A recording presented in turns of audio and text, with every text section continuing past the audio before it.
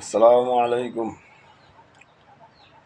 আমি একজন যুবদলের সাধারণ কর্মী হিসেবে আপনাদের কাছে কিছু কথা তুলে ধরতে চাই।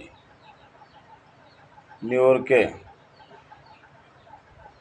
জাতীয়তাবাদী দল বিএনপি মহাসচিব মির্জা ফখরুল ইসলাম আলমগীর সাহেবের সাথে আওয়ামী ফ্যাসিস্ট দোসররা যেসব আচরণ করা হয়েছে তা আমি তীব্র নিন্দা এবং প্রতিবাদ জানাচ্ছি।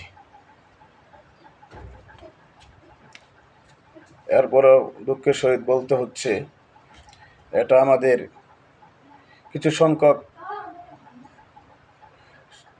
নেতারা নিজের স্বার্থ হাসিলের জন্য আওয়ামী দোসরদের পুনর্বাসন করা হচ্ছে। এইসবই যদি চলতে থাকে তাহলে বিগত 16-17 বছর যেসব নেতারা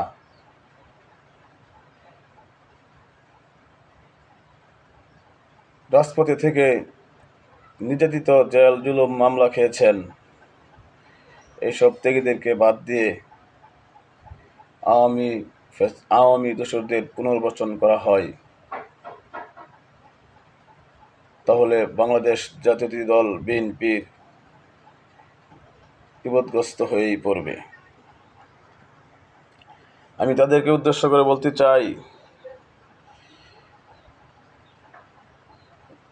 জাতীয়তাবাদী দল বিএনপিকে বিপদগ্রস্তের দিকে ঠেলে দিবেন না।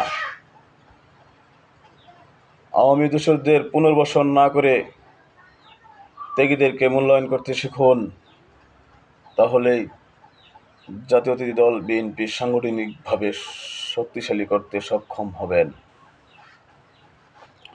এবং ভারপ্রাপ্ত চেয়ারম্যান জনাব তারেক রহমানের প্রতি আমি দৃষ্টি আকর্ষণ করছি, আপনার দেওয়া বক্তব্য এবং যে দিক নির্দেশনা নেতাদের প্রতি দেওয়া হয়েছে,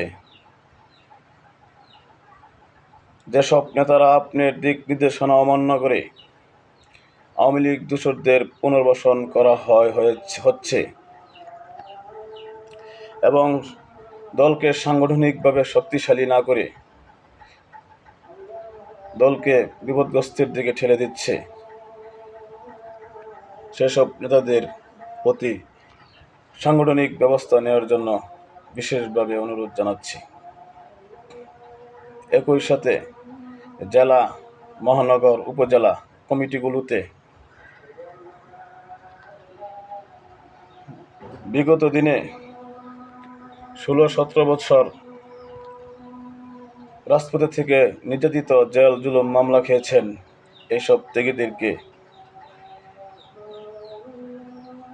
সঠিক নেতৃত্বস্থানে মূল্যায়ন করা হয় এই আশা ব্যক্ত করে আবারও ভারপ্রাপ্ত চেয়ারম্যান জনাব তারেক